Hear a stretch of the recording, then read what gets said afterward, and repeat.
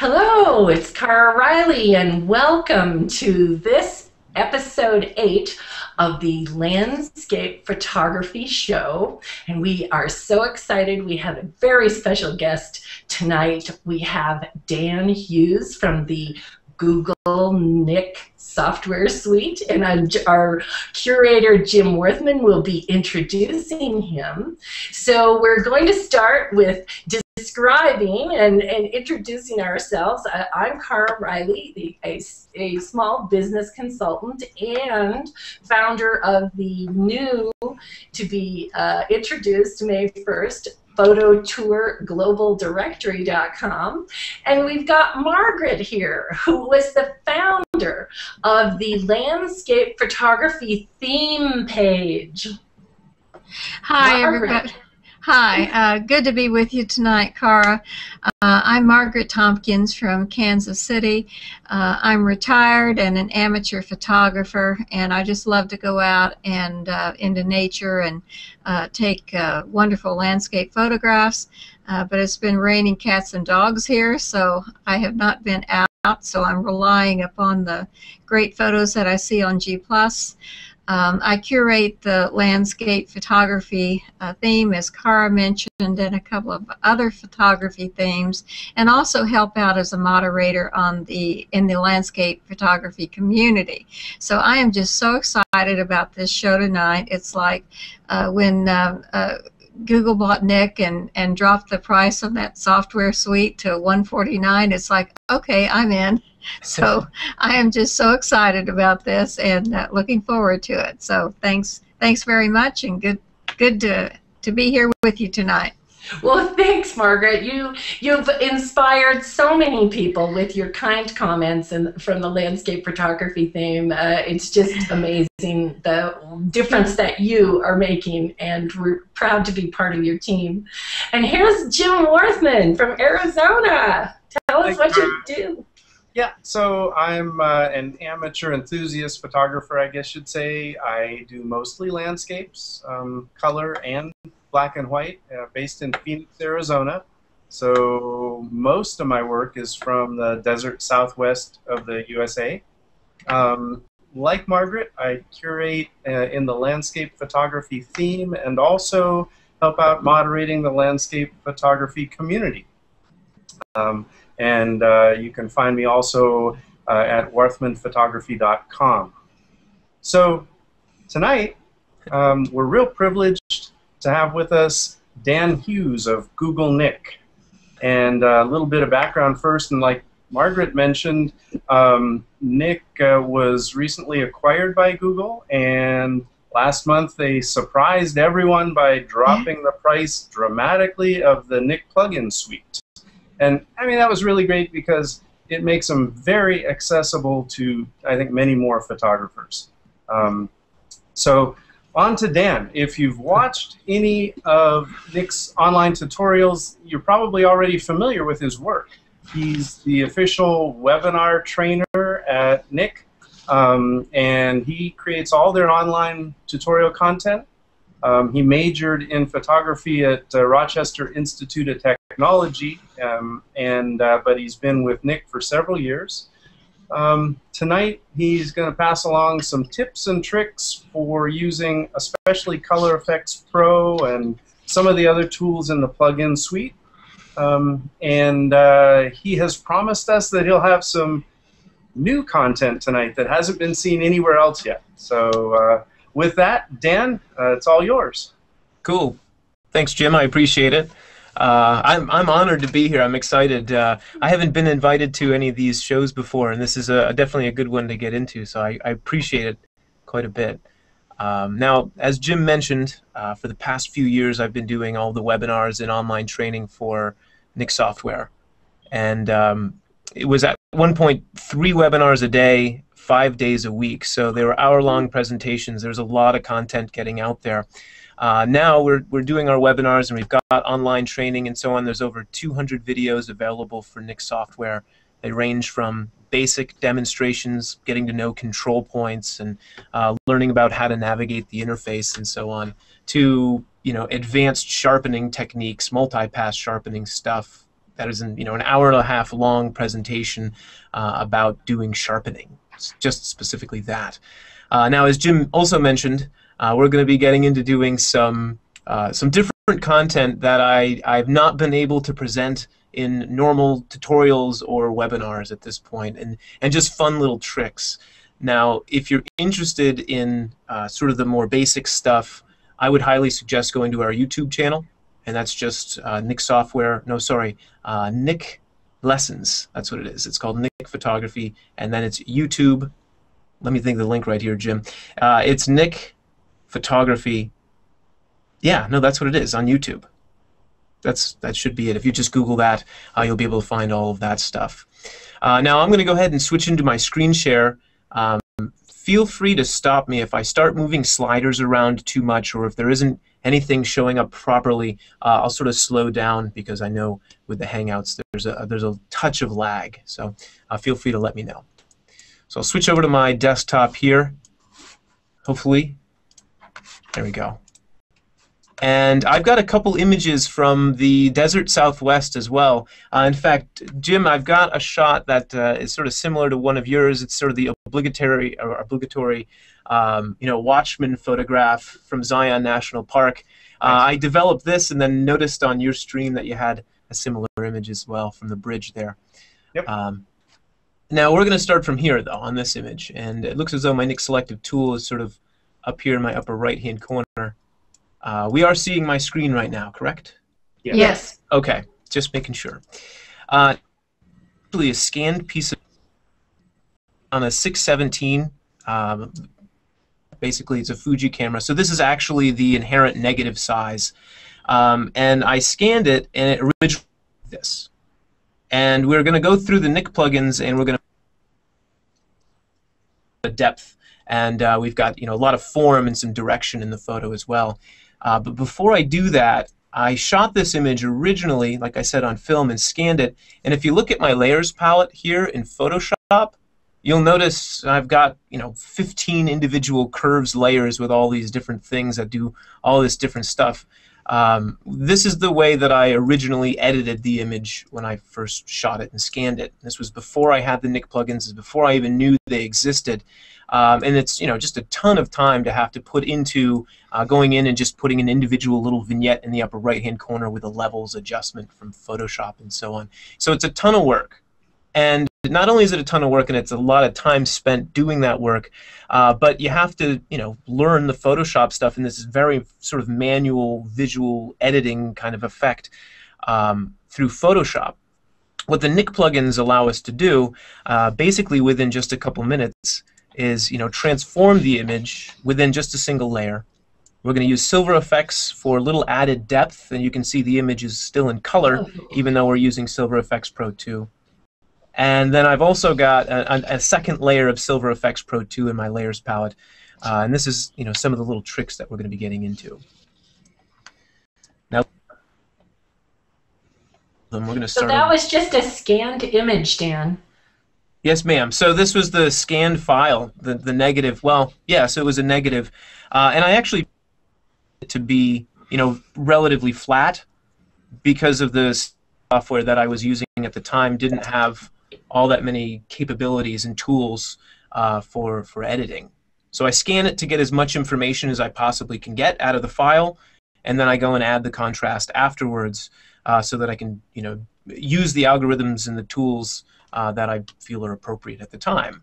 At the time when I did this, Photoshop was the way to edit it.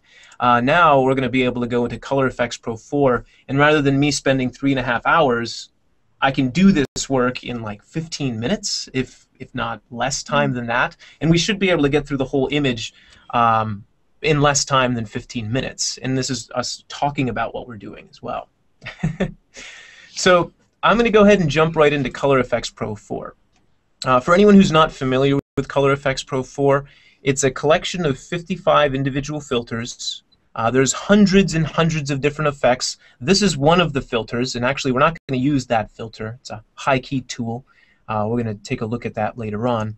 We're going to start with some Pro Contrast, which is just this wonderful capability. Actually, what we're going to start with is Bleach Bypass, I think anyways. and then we're going to use Pro Contrast. But if you take a look over here on the left-hand side of the interface, you've got your filter list, right? And I'm just going to go ahead and click on Bleach Bypass, and this image, or this set of adjustments, will be relatively straightforward. There aren't too many tricks that I'm going to be doing. I'm just going to be adding a combination of filters so that I can get the contrast and the in this case, the contrast, however I want it to be. In fact, I think what we're going to do here is just add a little bit of contrast and use local contrast with Bleach Bypass, and you can see it starts to get that nice depth, delineating the light off of the mountains. And then from there, I'll click my Add Filter button on the right-hand side, and you see that closes up the Bleach Bypass filter itself. It allows us to go in and apply a new filter. So from there, I'm going to move back over to the left-hand side of the interface, click on our Pro Contrast, and we're just going to basically add a bunch of contrast in this case.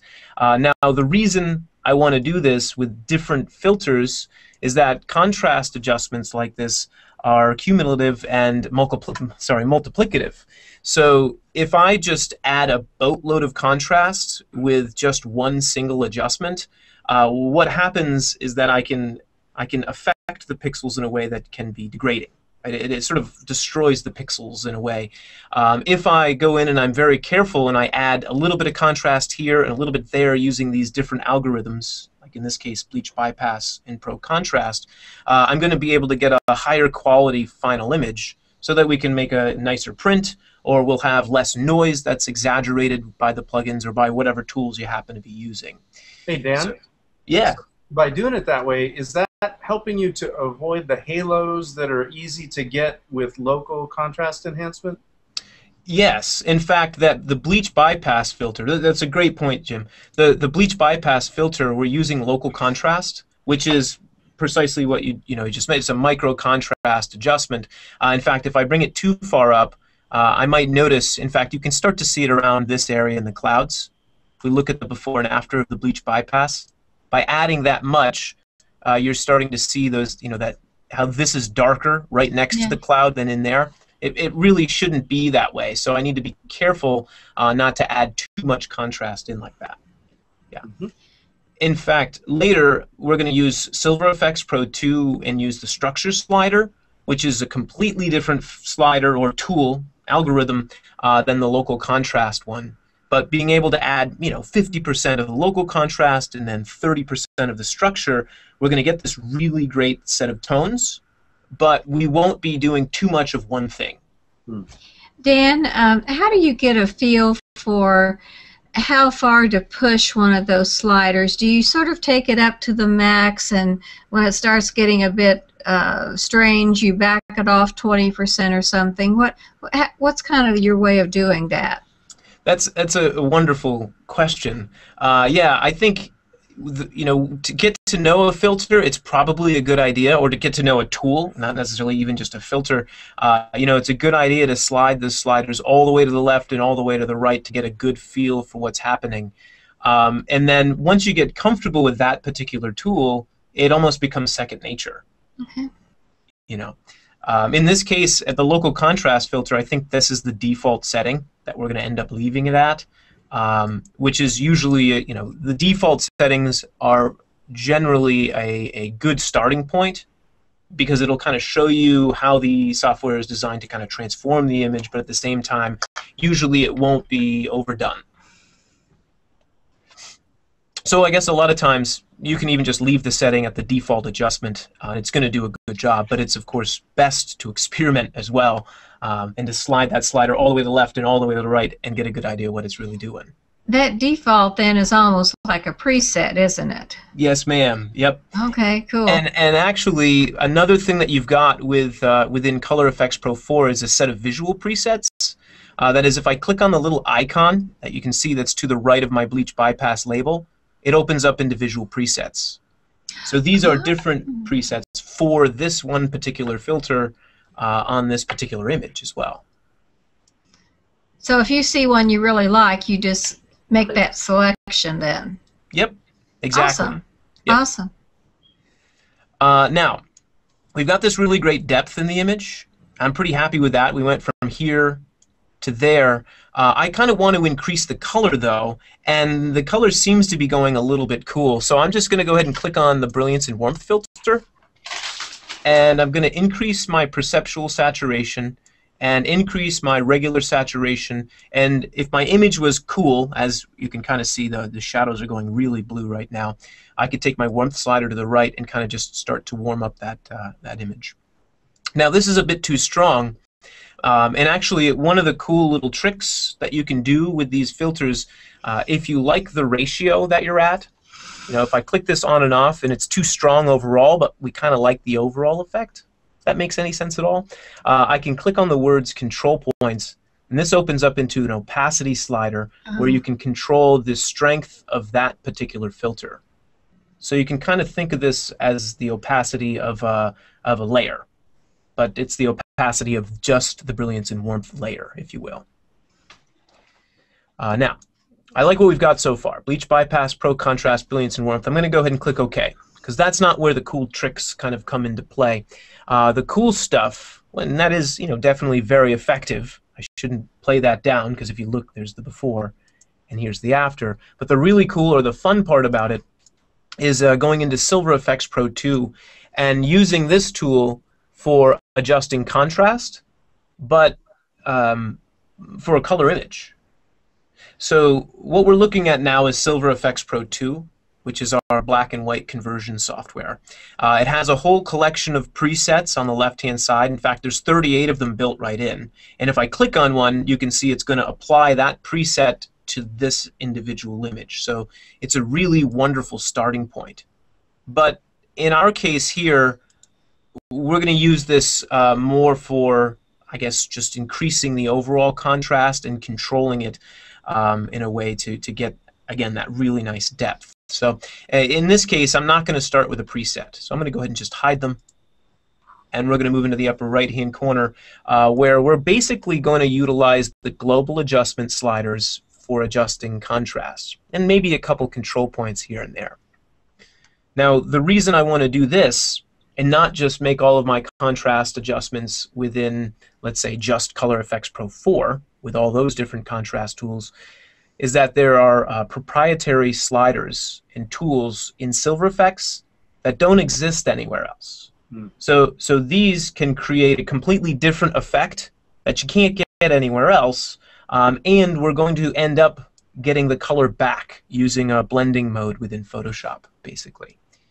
Now, I'm going to go ahead and take my dynamic contrast, or sorry, dynamic brightness slider down to the left to kind of darken down the entire photo. I'm going to increase just the regular contrast maybe a little bit, amplify the whites, and amplify the blacks. Again, these are those sort of proprietary algorithms. And now I can start to see that my micro contrast that I likely added before in the Bleach Bypass filter is starting to come out right in here, in that area. Yeah. So we can fix that using control points. Now, I'm not going to fix it right now. I just wanted to point it out because it is starting to happen. We're going to end up fixing it with control points in a couple minutes. But what I want to make sure I do is work from kind of a macro to micro workflow. That is, I want to make my global big adjustments first and then make my way into the more specific smaller adjustments, like just fixing this area, using control points in this case later on, sort of towards the end of the workflow, at least within Silver Efex Pro 2 in this case. Now, I like our contrast that we've got now. If we look at our histogram, we've got a completely different photo than we had before.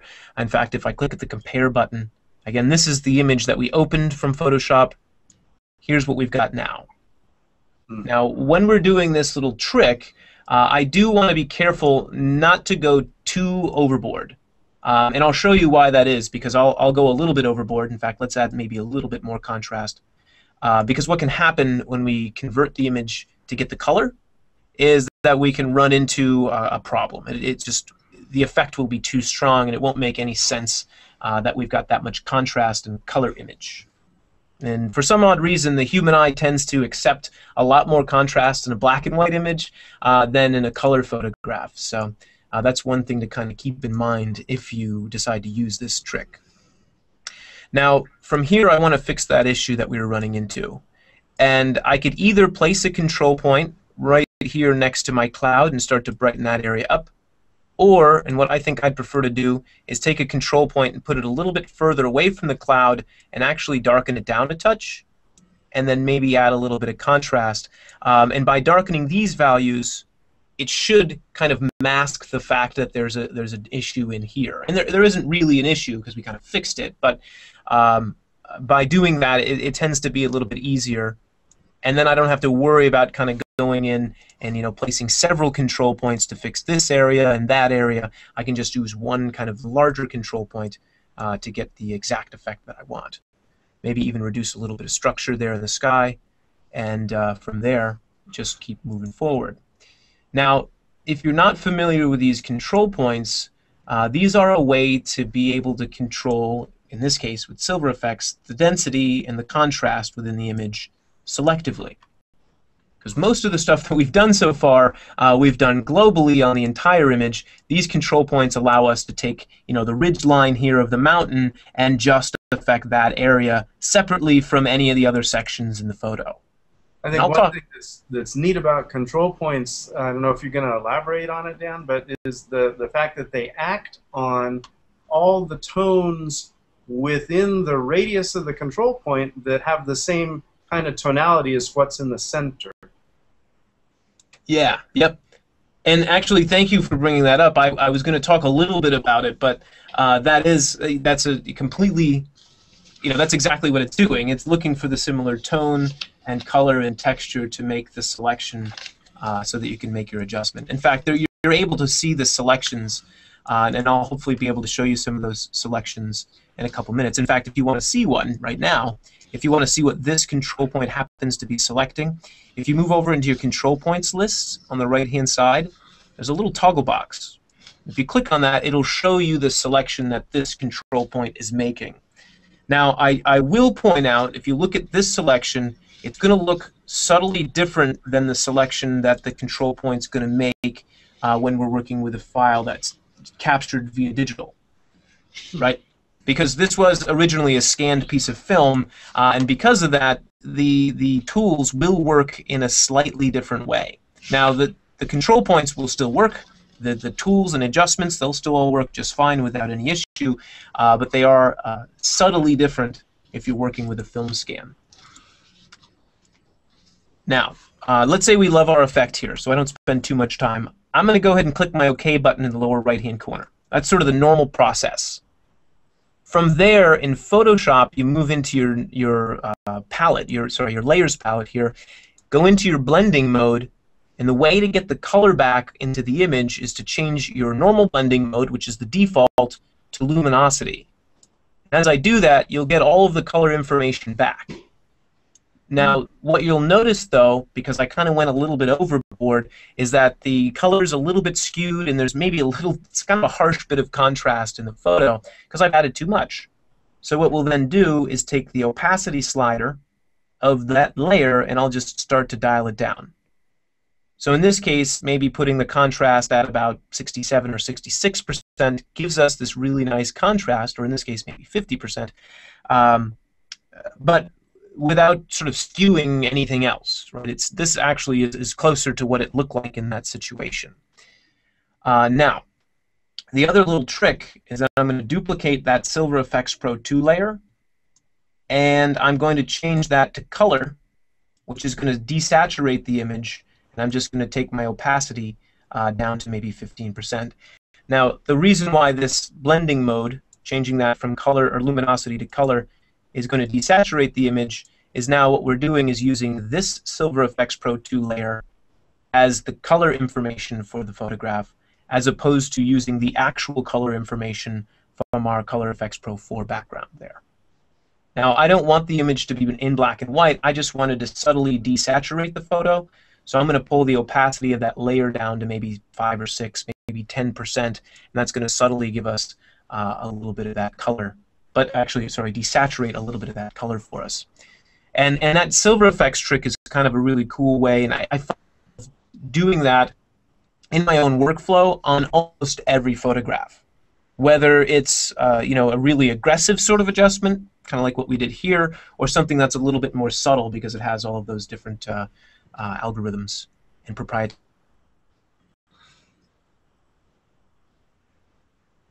after.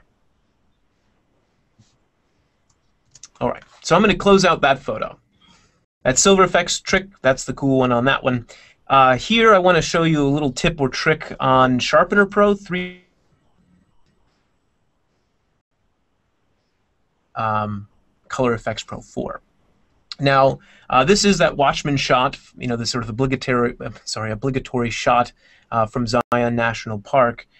This was shot with a Holga, so it's a plastic camera. It's, again, shot on film, and I don't shoot most things on film. I just wanted to show you some sort of transformative effects, and if you ever have an image that ends up being maybe a little bit flat, or a photograph that isn't tack sharp, or basically any image that comes out of a Holga, unless you're underexposing and they're pushing the film and so on, you'll likely end up with this, which is, like I said, kind of flat and definitely not in focus, or not sharp, I guess I should say. So what we'll do is use Sharpener Pro 3.0 to just get a little bit of that detail back. And this is sort of an interesting little trick because we're not using the filter, we're not using the tool the way that it's designed to be used, so it can be fun. And then we'll go into Color Efex Pro 4, and we're just going to get that really nice depth out of the photograph as well. So I'm going to delete both of those layers, and we'll start over. So Sharpener Pro is our output sharpener in this case, is designed for giving us the ideal amount of sharpening for whatever output we want to do. So if you wanted to actually use this tool properly, if you will, you'd move into the upper right-hand corner and choose the way you're going to output the image. So if you're going to print the image for an inkjet or on an inkjet printer, we're going to need to sharpen it in a certain way and at a certain amount that would be different than if I were going to send it to a lab, or different than if I was going to put the image up on the web. So we're not going to do any of these things here. We're actually going to take this output sharpening strength slider down to 0 so that we're not doing sharpening that would pertain to a particular kind of output. What we're going to do is use this local contrast slider, which is similar to the Bleach Bypass filter that we used in Color Efex Pro 4, slightly different in its end result because it's a different algorithm for local contrast. And then I'm also going to increase the focus slider, maybe about 20%. And if we look at the before and after, and that's relatively subtle, so I'm going to actually increase it a bit further so it's not so subtle. I'll bring that up to about 70%. I guess we are dealing with a Holga. So as I bring these sliders a bit further, maybe click into the split preview, you'll see on the left is the original and on the right is the enhanced. And if we slide it back and forth, you can see again the before and the after. And we have that nice little bit of extra sharpening going on in there, but it's not going to be specific to a particular kind of output. So I guess what I'm saying is I can do this early in the workflow and not worry about, maybe over sharpening, or not worry about sharpening for a particular kind of output. It's just a nice way to get some great definition out of the image. Dan, is that a destructive technique, or are you preserving everything? So using any of the Nik plugins is a non-destructive workflow in that you can go back to your original pixels. Okay. Right? So you've always got your original. And in fact, all 6 of the plugins, oops, as I move that layer, they are Smart Object compatible as well, which means it's even more non-destructive, if you will, because you can go back at any time and re-edit the image from where you left off. So then when you save it, you're saving it as a modification instead of saving the original image if you wanted to keep the original image. Yes. Yep. Yeah. And the thing, and this is probably a completely different conversation, but anytime we start editing pixels and we adjust it away from the initial capture, it's destructive to a pixel, right? Because the purest form of that information is the original form. It's that original raw data. As soon as I start adding contrast or sharpening anything, technically it's degrading the file. So I guess as long as I'm working in a 16-bit per channel file, you know, I'm working as a TIFF or a PSD, I'm going to be able to preserve more information, and therefore I'm less destructive to my file. And that, go ahead, Jim. So a lot of people will round trip out of Aperture or Lightroom into Photoshop to do some edits. And for people who are doing that, is it important to use smart objects so that later you can go back and make further adjustments to the Nik? Let's say if you made some sharpening adjustments, you can go back and re-edit those?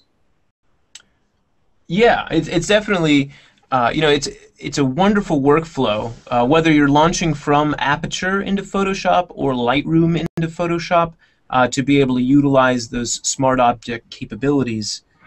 The only thing that you'll run into is that Lightroom and Aperture, they don't have smart objects. So you have to open the photo back over into Photoshop to use that smart object capability. But yeah, definitely.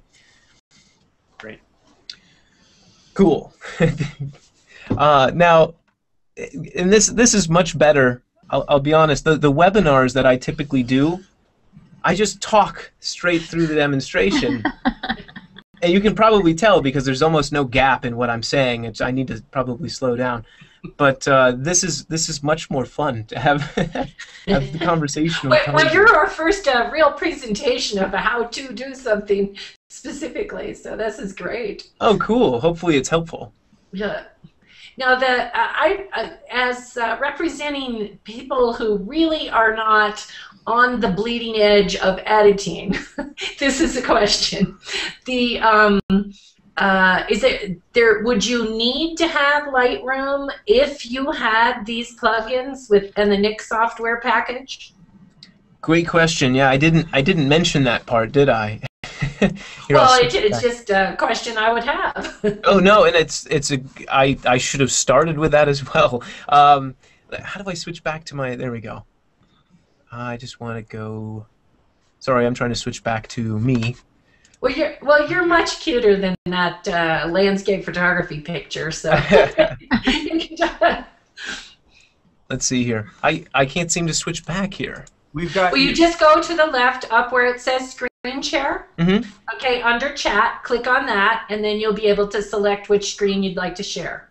Yeah, and it's not showing up properly. Start screen share. Nope. It's there now. It's not working at all.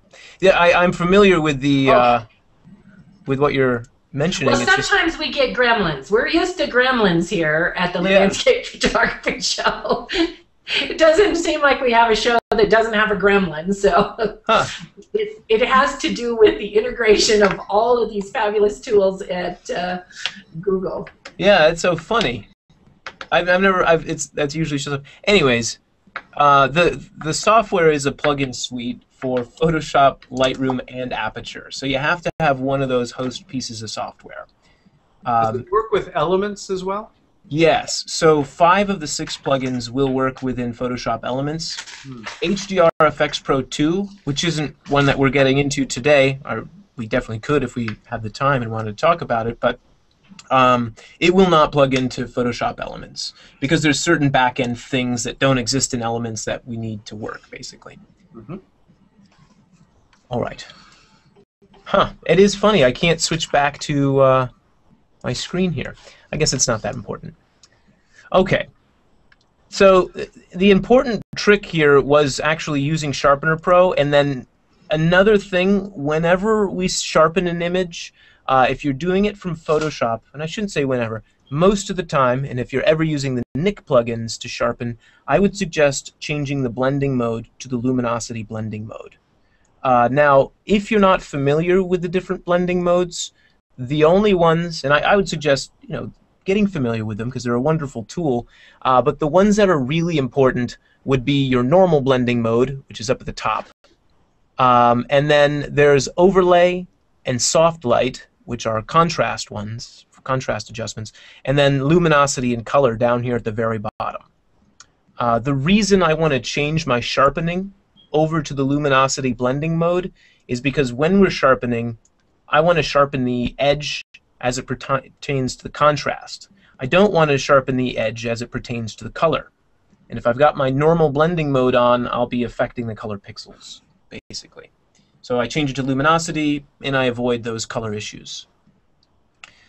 Now, that's not the most fun tip, but it definitely can be effective if you're sharpening and have some kind of issue. Now, let's jump into Color Efex Pro 4. One of the tools that I haven't shown too much is a tool that is called high pass and then low pass. Sorry, high key and then low key filters. They're really, really effective for brightening up for high key or darkening down an image. I like to use them very selectively, though, to sort of highlight different portions of the photograph, and I'll show you why it's a really effective tool for doing this. I'm going to take all these sliders, or the top 3 sliders, down to 0. I'm going to take my saturation adjustment up into probably about 65 to 70% to get my saturation back to where it was inherently within the image. And then I'm just going to reduce my contrast a little bit. Now, what I'm trying to do is kind of zero out the filter so that it's not really doing much to the image. And as you can see, it's actually darkening down the photo. But the reason why this is so cool is because you have a dynamic high key slider, which is an adaptive adjustment, and then a blacks control as well. So the dynamic high key is going to lighten certain areas, and the blacks slider is going to darken certain areas. And then if I go in, I take a plus control point, and I place it in this highlight, I'm going to be able to get this really wonderful contrast just in this section, and it highlights that water really nicely. If we look at the before and after. There was the before, so it's kind of flat. And there's the after, and you can see how it kind of brings out those nice tones. It really comes alive when using that filter. And in fact, we can probably save this as a recipe and make that available after the show as well. I can sort of create one of those and just send it out to you guys, and we can post it on this show, the site, if you're interested, or on the G Plus feed. All right. So I'm going to place that high key filtration over here. I'm going to place it right in here as well, just to kind of get a little bit of that contrast out in the mountain as well. And then we can, of course, just take the plus control points and place it in any area where we want it, and then take minus control points and remove the effect from any areas where we don't want it. Because here in Color Efex, you've got the 2 different kinds of control points.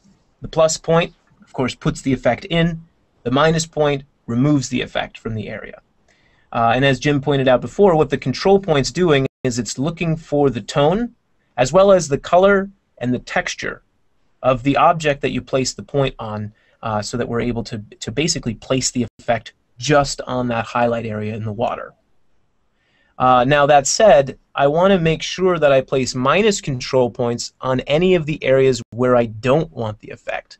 That way I'm removing the filtration from that area or object. Now what we're going to do is combine high key with the low key filter. And again, this is just a different way of controlling the contrast within the image. Low key is going to darken down the whole photograph, by default anyways. What again I'm going to do is take my glow slider, which basically just starts to introduce this nice sort of soft glow feel. I'll say in this image we probably don't need it because it was shot with a plastic camera with a plastic lens, so I don't really need the glow. I'm going to bring that slider all the way down to 0. And then I'm just going to try and, again, for the most part, reduce the overall effect of the filter from its initial default settings, so it's really not doing much. And then I'll take my dynamic low key slider and I'll start bumping that up, maybe not that far. And you can get a feel for what this slider is doing too. If you slide it to the right, what it wants to do is it wants to take the brighter values within the image and darken them down. So it doesn't really affect the shadow areas too much. So I'm going to bring that up just a little bit. I'm going to take my standard low key and then my white slider, and I'm going to adjust them. And what I want to pay attention to are these different areas in the image that I want to direct the viewer towards. So in this case, I want to kind of direct the viewer towards the watchman. And if I take a plus control point and I place it over here in the shadow area of the watchman, what that's going to do for me especially with a minus control point on the other side, since we've placed the high key on the highlight side and then the low key on the shadow side, it's going to, again, create this nice contrast, and it'll actually sort of bring the shadow and the highlight to life a little bit more. You'll get this really kind of nice dimension. In fact, if I click that compare button, we go from here, there's the original, to there. So it's creating that depth and deviation between the shadow side and the highlight side quite a bit. In fact, I'm going to bump that up a little bit more. That combination isn't something that I've gotten a chance to talk about in the webinars. It's sort of something that I just figured out as well, as sort of selecting those particular filters and combining them together. And that's one of the beauties of Color Efex Pro 4 as well. You know, I've been using it since it was released every single day, but I still find new stuff, you know, as we start experimenting and playing with the different filters. So this is kind of a fun combination. I'll just sort of pepper the different objects or areas where I want the effect with the plus control points. And in this case, you know, I placed the control point in the sky. You see how it brightened it up? If I delete it, it's going to darken back down. Apparently, because probably my whites slider there, it wants to brighten those areas up a bit more, which I don't really want. So in this case, you know, we went from here to there with that combination. I'm going to go ahead and just click the Add Filter button one more time, and then we're going to combine it with Pro Contrast. So let's increase that one just a bit, and my dynamic contrast just a little bit as well. I'm going to take a minus control point, remove it from the lower right-hand corner, and take a quick look at the before and after. Again, there's the before, and there's the after. Now, had we started with an image that was already tack sharp, or you know, an image that was captured via a digital capture, you know, a nice raw file, we're going to be able to direct the viewer even more, right? Because I'm starting out with an image that the depth that we want really easily. Imagine what we could do, you know, with a film. In fact, the next couple images, and I think I've probably only got time for one photo, so I'll go into this one. This is just using Color Efex Pro 4 and taking a single image. It's not an HDR, and being able to completely transform the photo into something that has, again, a lot more depth and a lot of really nice form. In fact, I think we'll take it even further than this in our adjustments. So let's delete that layer. I'm glad you're doing this, Dan, because I was going to ask you, when you don't have clouds in a picture, which this one did not have really clouds to start, then you just add that dimension in there, huh? Definitely. Now, you know, this one, it was pretty overcast. It was just very flat. You know, in a situation that we have got a completely bald sky, it's just totally blue. You know, you can of course drop clouds in, but that tends to be a lot of work, you know, compositing that stuff, which, you know, is another conversation as well. But there's a technique using graduated neutral density and then a filter called Darken, Lighten, Center in Color Efex that gives you this nice sort of direction. It'll darken down the top edge, and it'll sort of push the viewer's eye towards the middle. It'll sort of emphasize the gradient from the top down. That's great. That's great to know. Thank you. No problem. So let's see here. Pro Contrast, that's a good one to start with. Now I can't move my Nik Selective tool because somehow I've got it up above my Mac toolbar there. I was going to pull it over to the side. Pro Contrast is a really effective filter for just, I guess, creating the contrast that we want overall, because it's just 3 sliders. You've got your correct contrast slider and your dynamic contrast slider, and I'm going to start with that filter, and that's going to start to get us this wonderful depth. Then I'm going to click the Add Filter button, and we're going to use the Detail Extractor filter. Now, this filter helps to kind of create almost an HDR look if I go in and kind of go overboard with it, right? And what it wants to do is take the very lightest values and darken them down, and take the very darkest values and brighten them up. And so what the tool is basically doing is tone mapping the image. Now what I want to do is just tone map, if you will, the sky. That is, get a little bit more of that dimension out of the sky. So I'm going to go ahead and bring my detail extractor slider up to about 30%. It is interesting when we apply it to the entire image, but it has, in this case, because of the fact that the image doesn't have a lot of there's no angle to it. It's just completely straight on, so the photo is relatively flat. And I want to be able to create like these steps or stairs that help to push the viewer towards the middle in dimension. If I add in the detail extractor, I kind of lose the dimension overall. But if I just take a plus control point and I put it in the sky, we get the dimension or the detail extraction from the sky, but without applying it to the rest of the image. Now, I want to show you the selection here on a digital file because, again, the control points are going to work in a different way, or they will react to the information in a different way on a digital file compared to a piece of film that's been scanned and made digital. By clicking on the word control points, or the words control points on the right-hand side, and if I click on this toggle box, it'll actually show you the selection that's being made by this control point. And what you're seeing is anything that is white is being selected by this control point. Anything that's black, totally black, is not being selected by this control point. And then anything that's gray, like basically all of this stuff, has some of that effect on the image, or on the on the image. What I want to do, though, is I want to make sure that my sky has the effect, but the buildings don't.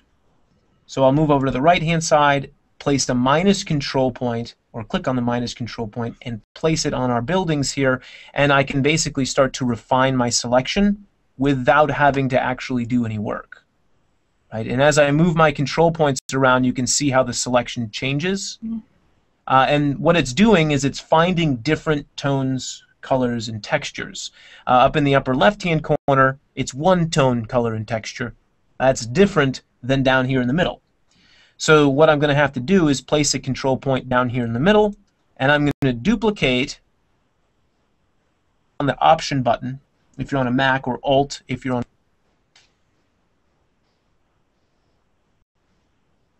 Click and drag, it makes a duplicate of that, and then again I can points as we see fit. Now you'll see, in fact I'm going to delete this control point, there's a very little bit of the effect in these areas, right, as you can see that. I'm not too concerned with that. If we'd, of course, just take more minus control points and start to remove it, but what's probably better than looking at these selections all the time is actually watching what's happening to the image, right? Because if we toggle this on and off, even though I've got a little bit of the effect taking place in here, it's not noticeable. I'd never even know, and if anything, it would kind of make sense that I might have a little extra detail in there anyways. So in this case, I'll kind of leave it in there. If we needed to clean it up, we just place minus control points in those areas where we didn't want the effect. But what this is going to really do for us nicely is get that depth there in the clouds. Now, I just want to finish this one by clicking the Add Filter button and going into Tonal Contrast. And as I click on Tonal Contrast, my overall effect is going to be very, very dramatic at first. This might be a filter that most folks are familiar with, but if you're going to use Tonal Contrast, I might suggest dragging it to the top of your stack in Color Efex Pro 4. That is, right now it's being applied last within our stack of contrast adjustments. I'm going to go ahead and drag it up to the top, and you'll notice it has a slightly different effect. Right? If I hit Command-Z on my keyboard, you'll see it's really quite harsh because I'm applying the contrast and then tonal contrast. But if I drag this to the top, it's actually going to give me the little bit of texture that I was expecting from tonal contrast, but it won't be as transformative. So that one's sort of a little tidbit for I guess, getting a little bit less of an aggressive adjustment out of your tonal contrast filter. One other cool little trick that's actually in the detail extractor filter, as well as in tonal contrast, is the effect radius. What this drop-down menu does is it'll change the overall. In fact, let me delete that control point, or all of my control points in there really quickly. Get a good feel for what this is doing. If I change my effect radius to fine or to large, you'll notice it's a subtly different effect that you're getting out of the contrast adjustment. So keep that in mind. And what this is doing is it's basically just subtly affecting the edges in a different way, if that makes sense. Now I want to go back because I want to get my control. So go ahead and get that back by hitting Command-Z. Brings me back. I'm going to click the Add Filter button, and I'm just going to finish this one off with a nice dark and light and center. It's going to help to kind of direct the viewer towards the middle of the image just a touch. So let's darken that down. I like the center a little bit lighter. I'm going to bring that in just a touch. Click the before and after. This is a nice little, not necessarily trick, but a filter that works really well because of the sort of sleight of eye capability that it has. In that there's the before, and there's the after. It's going to basically push the viewer towards the center of the photograph nicely. And then I guess if we've got time, I'm going to go ahead and click on Graduated Neutral Density. And I'm going to use this filter, but we're going to darken down the bottom, sort of a burned edge.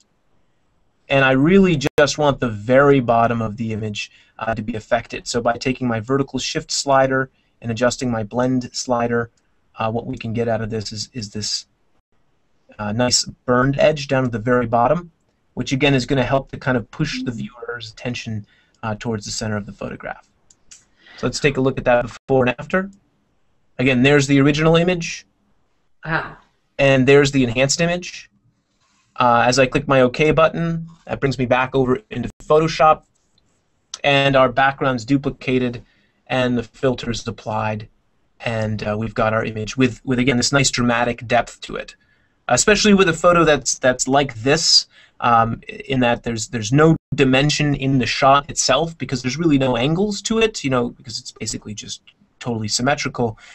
Being able to really push the viewer towards a particular section of the image is going to be effective for creating that nice depth. So again, the before and the after.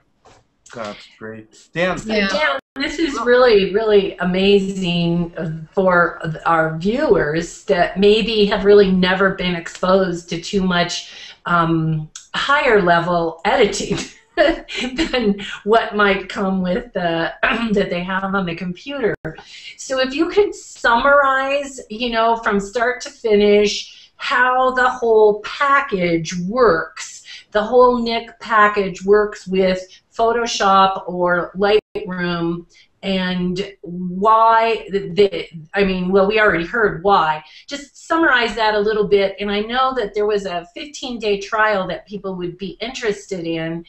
Let's give them that information as we close up and end with our selected photographers. Okay, so the sort of 1-minute spiel here. We'll get you back here. So let's look at you instead of your photo. Oh, sure. Let me figure that one out because it wasn't letting me do that before. Oh, there you go. We got you back. Oh, good. Okay, that was simple.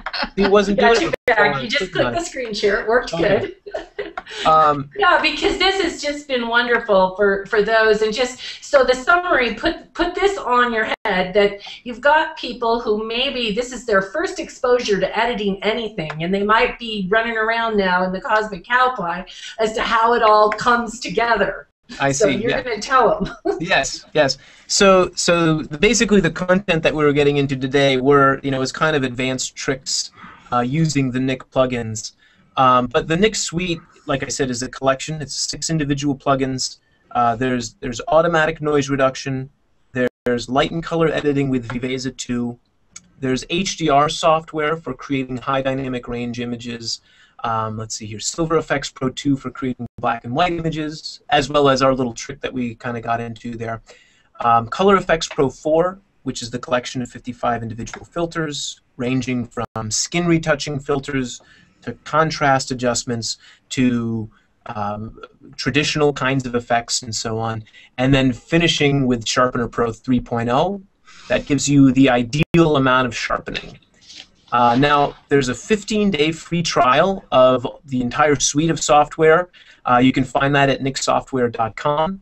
And there's also, you can purchase it if you'd like for $149 as well. But if you've never heard of this software before, I would suggest trying out that trial.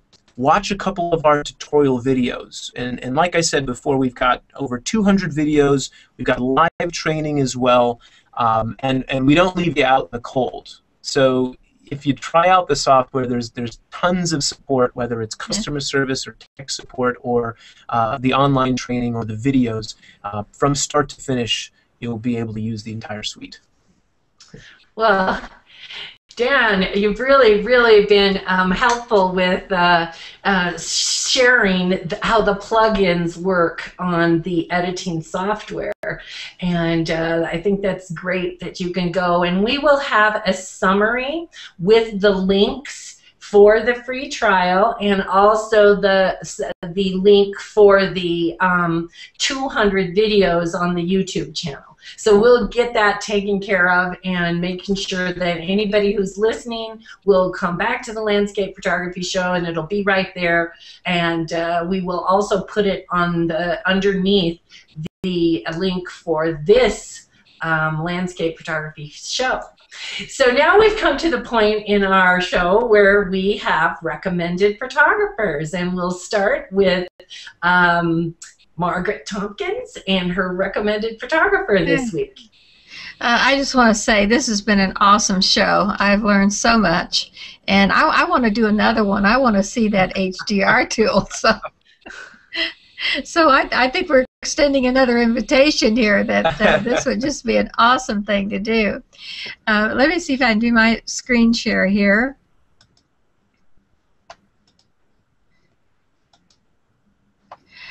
I'd like to suggest as a photographer John Wade. That's W-A-D-E. He's out of the UK and does just a wide variety of photography. He does quite a few birds and participates in many of the birding themes on Google+. This is a charming little hummingbird. I just love the background in this and his iridescent feathers there. Just a gorgeous little hummingbird to make everybody smile and be happy.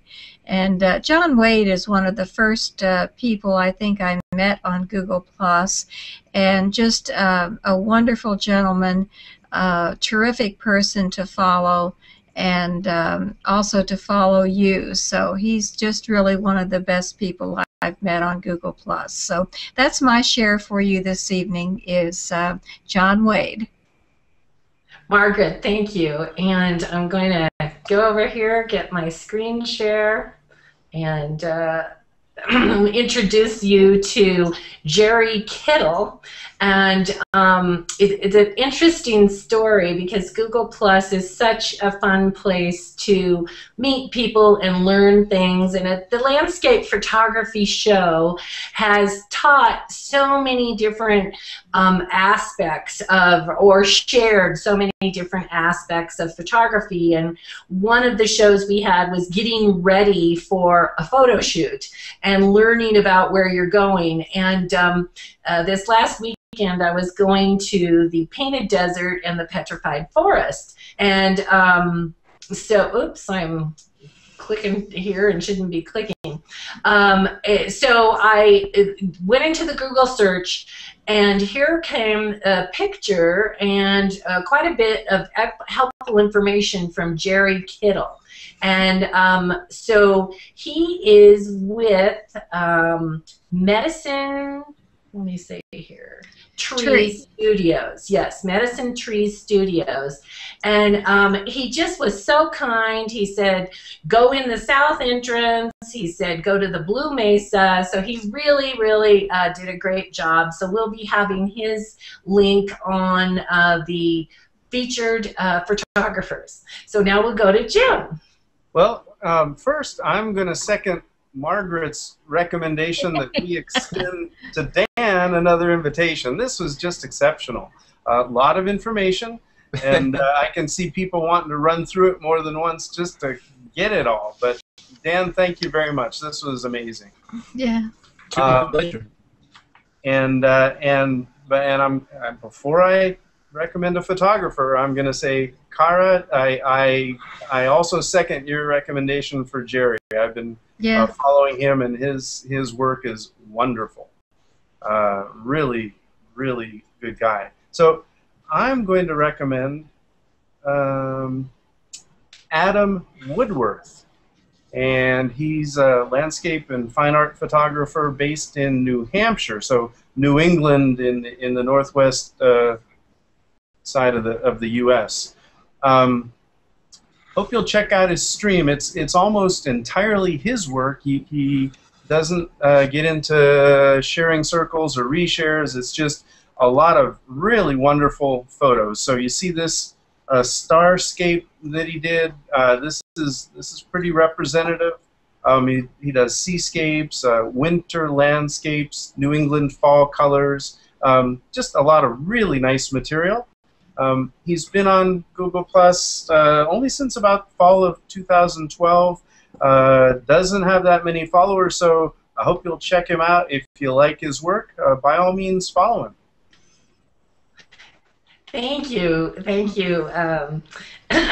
Jim. And now, Dan, you're going to be in our circle. We want to follow you. And again, thank you.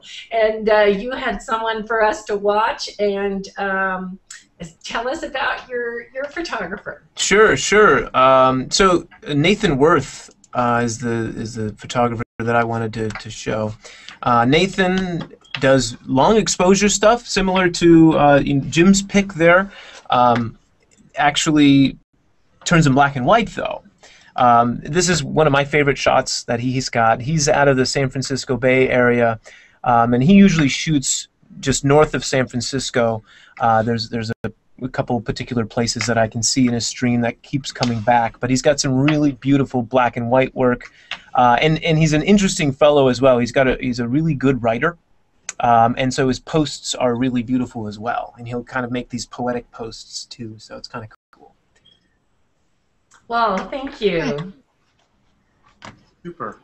Thank you, Dan. No problem. And so as we close up, there's a couple of things I'd like to mention besides a big, huge thank you for taking us to the next level, well, taking me anyway, to the next level of editing and making our photographs really be a work of art, because you're really adding to that dimension. And our next show will be with Mark Johnson. He is part of the education faculty for the Rocky Mountain School of Photography, and he will be on May 7th. Now we're going to have a little different time because of his schedule. It will be 10 a.m. Pacific Daylight Time. So, and he will be talking about the evolution of your photography journey, going from the landscape photography into that creative aspect of what you're doing and presenting to the public. And there's something else that if you haven't been watching, the second annual Google Plus Global Photo Walk will be June 29th. So if in your communities, Margaret, if you're not here with us at the Grand Canyon, you can have one in Kansas City. I said to one of my friends in Palm Springs, and she said, oh, we don't do photo walks outside in Palm Springs at the end of June. So weather dependent. But anybody listening can go to the Google Plus second anniversary photo walk. It will be, again, history making, with the largest number of people doing photo walks in their communities. So you can sign up and do that. So we'd love to see that activity. And thank you again, Dan. We will be having you back. We'll you put your thinking cap on, and we'll see about this HDR. Boy, that would really be something, Margaret. Good suggestion. Yeah. And we want to thank our listeners. We will be putting a summary with the links and the photographers to watch, and we invite you back on May 7th at 10 a.m. Pacific Daylight Time. Thank you, and have a good week. Thanks. Bye, everybody. Peace. Bye-bye.